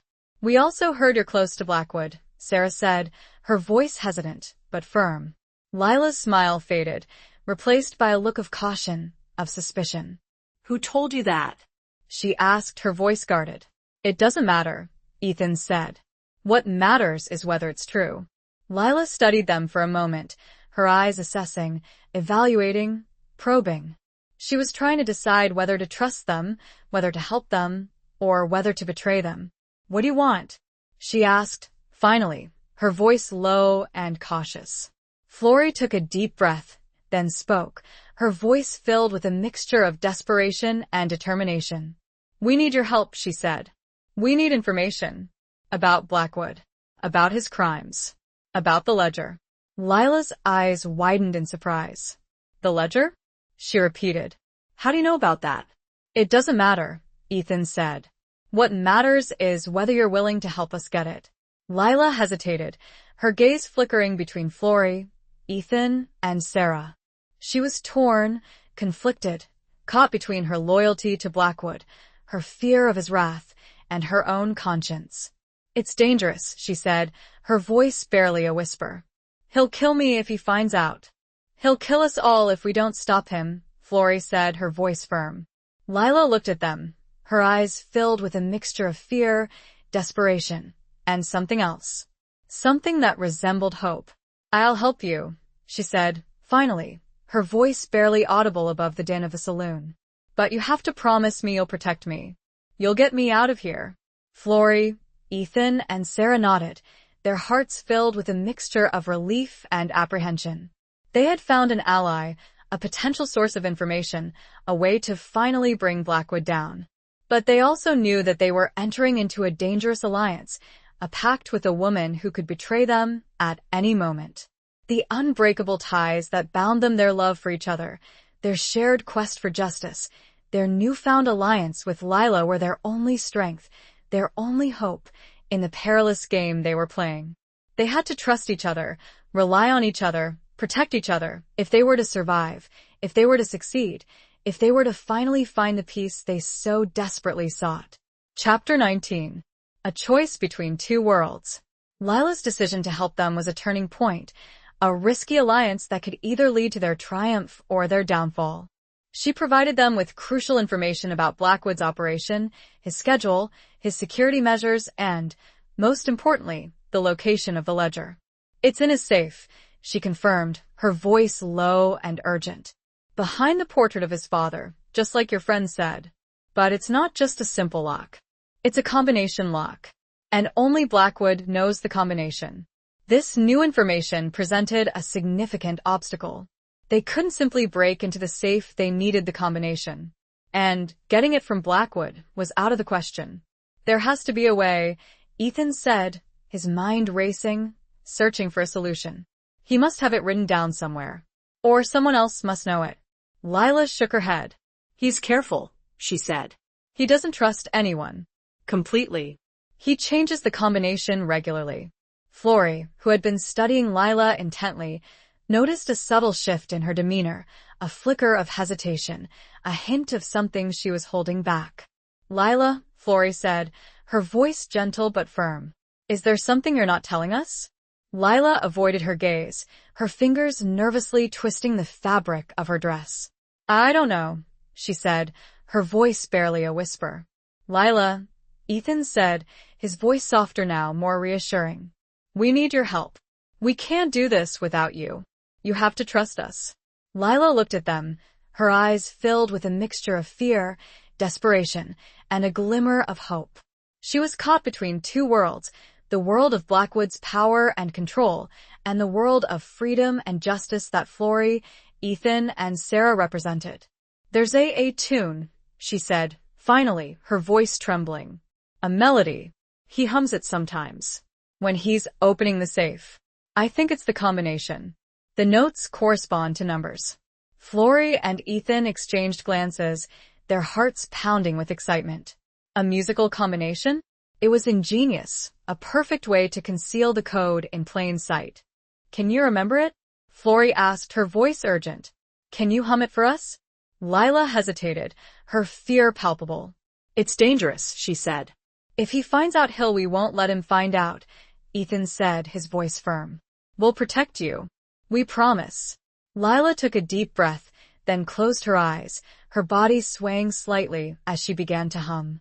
The tune was simple, almost childlike, but it held a haunting quality, a sense of underlying menace. Ethan, who had a natural ear for music, quickly jotted down the notes on a scrap of paper. He then translated them into numbers, using a simple system where each note corresponded to a number on the musical scale. They worked together, deciphering the code, testing different combinations, their hope growing with each attempt. Finally, after several agonizing minutes, they cracked it. The combination was revealed, a sequence of numbers that held the key to Blackwood's downfall. We did it, Ethan said, his voice filled with relief and triumph. We have the combination. But their celebration was short-lived. They still had to get into the Diamondback Ranch, get past the guards, open the safe, retrieve the ledger, and escape undetected.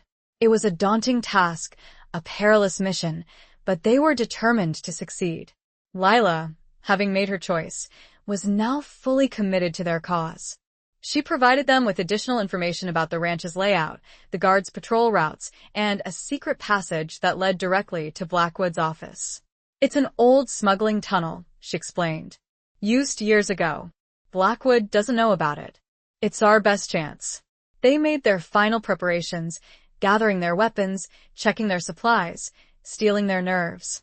They knew that this was their last chance, their final opportunity to bring Blackwood to justice, to end his reign of terror, to find peace for themselves and for everyone who had suffered at his hands. As they prepared to leave the saloon, Lila looked at them, her eyes filled with a mixture of fear and gratitude. Thank you, she said, her voice trembling, for giving me a chance, for showing me there's another way. Florrie smiled at her, a genuine smile, a smile that spoke of understanding, of empathy, of shared hope. We're in this together, Lila, she said. We'll get through this. Together. Lila had a choice, and the choice was clear to her now. One world was darkness. The other, however dangerous, offered a path toward the light. Chapter 20. The final confrontation of hearts and horizons. The night was a shroud, a cloak of darkness that concealed their movements as they approached the Diamondback Ranch for the final time. The air was thick with tension, with the unspoken knowledge that this was it, the culmination of their journey, the final confrontation with the man who had cast a long shadow over their lives. Using Lila's information, they found the entrance to the smuggling tunnel, a hidden opening concealed beneath a tangle of overgrown bushes. The The tunnel was narrow, damp, and claustrophobic, a passage through the bowels of the earth that mirrored the darkness they were fighting against. They moved slowly, cautiously, their senses on high alert. The silence was oppressive, broken only by the drip of water, the scuttling of rats, and the pounding of their own hearts. After what seemed like an eternity, they reached the end of the tunnel, emerging into a small, dusty room directly beneath Blackwood's office. A hidden panel in the ceiling provided access to the office above. Ethan, using his strength and agility, carefully removed the panel, creating a narrow opening.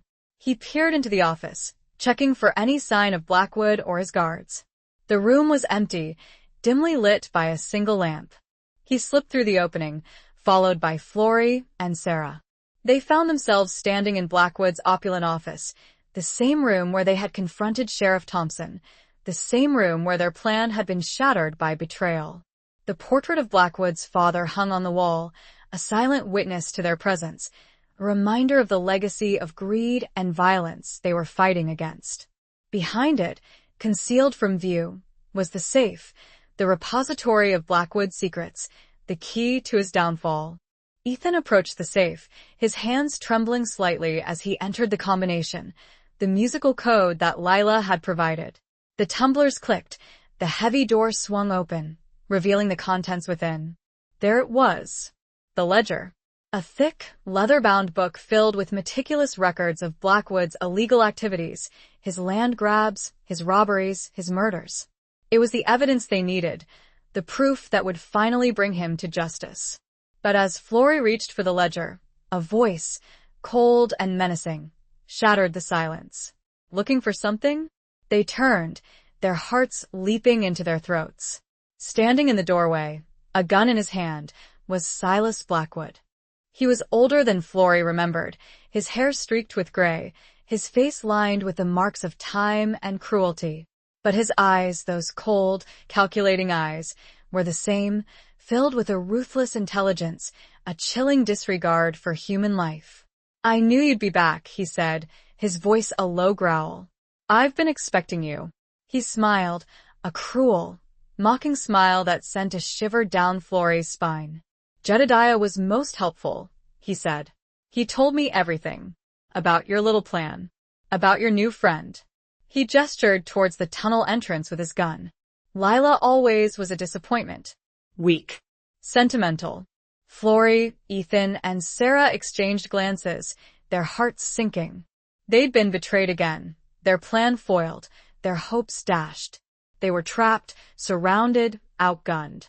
"It's over," Blackwood said, his voice dripping with triumph. "You lost. I always win." But Blackwood had underestimated them. He'd underestimated their courage, their determination, their love for each other.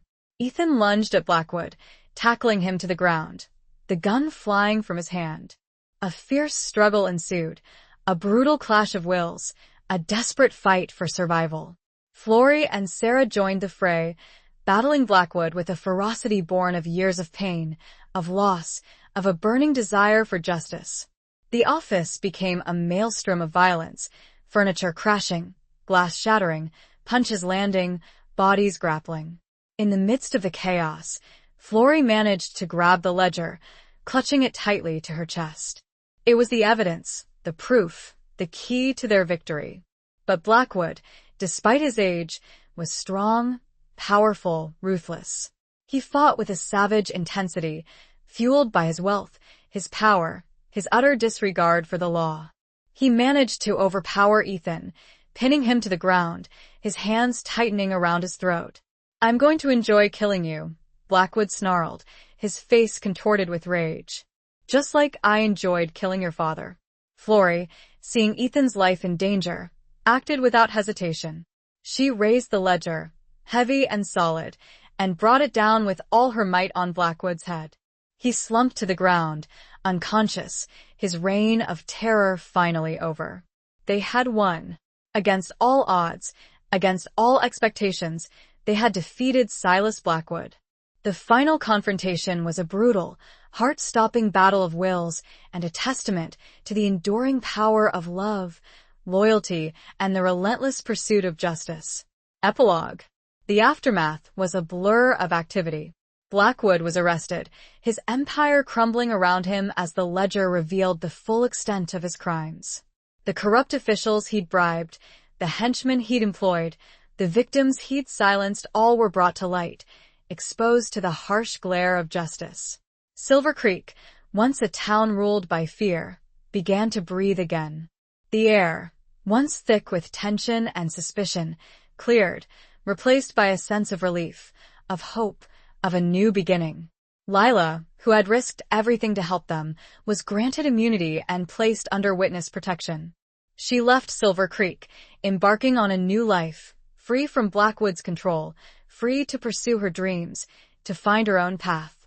Sarah, finally reunited with Flory, decided to stay in Silver Creek, to rebuild her life, to honor the memory of her husband, to find peace in the town where she had found both loss and redemption.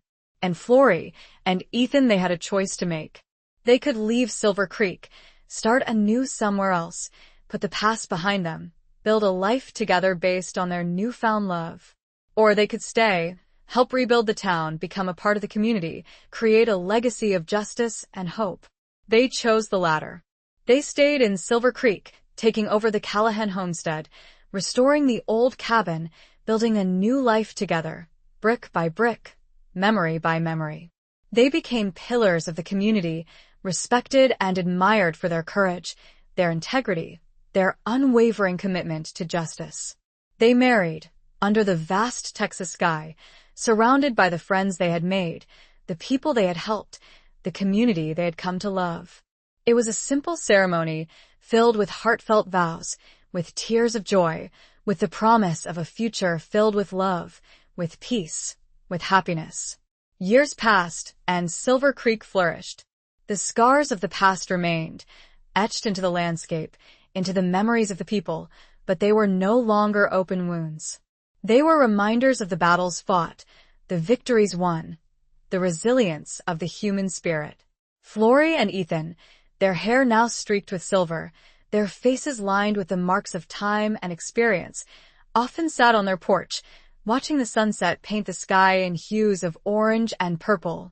They held hands, their fingers intertwined, their love as strong as ever, a testament to the bond that had been forged in the crucible of adversity. They had found peace, not just for themselves, but for the entire community. They had found redemption, not just for their past mistakes, but for the sins of others.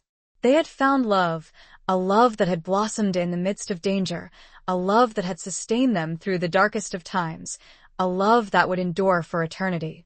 They had lived a life of hardship, of loss, of constant struggle.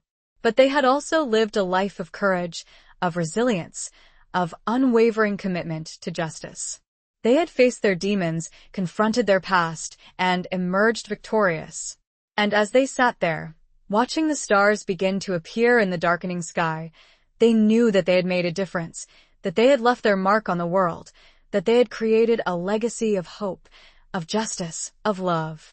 The horizon stretched out before them, no longer filled with the dust of running and hiding, but with the clear, calm air of a future built on trust, love, and forgiveness. The end.